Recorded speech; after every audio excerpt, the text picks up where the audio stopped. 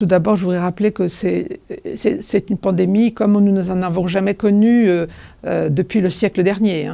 11 millions de cas dans le monde, un demi-million de décès pour l'instant. Notre pays, la France, qui est un pays très ouvert au tourisme, puisque nous recevons 90 millions de visiteurs chaque année en temps normal, très ouvert aux échanges, a été fortement impacté. Nous en sommes à 30 000 morts pour une population de 66 millions d'habitants. Et nous avons eu 170 000 cas. Cela dit, je dois dire que nous avons bien réussi notre déconfinement, puisque la France a été confinée pendant 2 mois. Nous avons bien réussi notre déconfinement, car depuis que nous avons mis fin à l'isolement, les cas diminuent et nous n'avons pas eu de reprise de l'épidémie. Donc c'est une réussite et nous espérons que les citoyens français resteront disciplinés. Malgré tout, bon, l'impact économique a été très très fort. Nous pensons que nous aurons une perte de PIB de 11%. L'impact sur la consommation a été très fort puisque les gens ne sortaient plus pour consommer.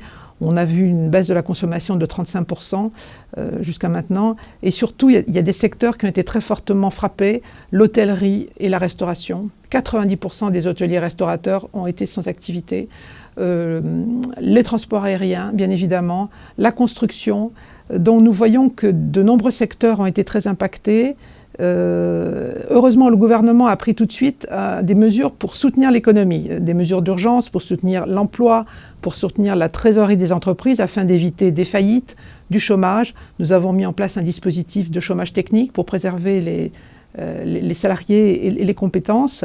Et maintenant, nous entrons dans la phase de relance, puisque nous avons un plan de relance très ambitieux. Voilà, sur le plan humain, je dois dire que ça a eu aussi un impact à la fois positif et négatif, puisque les gens ont découvert d'autres façons de communiquer. Il y a des solidarités qui se sont mises en place. Et je dois dire que la reconnaissance à nos soignants est exceptionnelle. Dans le système hospitalier français, nous avons eu des soignants extraordinaires qui ont su se mobiliser, s'adapter, se reconvertir pour faire face à l'afflux de malades. Et la nation leur en est très reconnaissante parce que nous n'avons jamais été débordés. Nous avons toujours eu suffisamment de lits pour les personnes qui devaient être hospitalisées.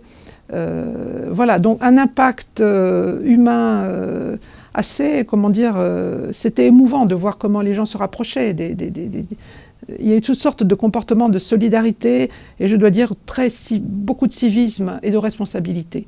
Mais voilà, maintenant, il faut nous préparer à l'après-crise, même si on n'est pas encore sorti de la crise, mais relancer l'économie qui a été paralysée, relancer les entreprises, relancer l'emploi, et puis tirer des leçons de la crise, puisque la crise est toujours porteuse d'opportunités. Oui.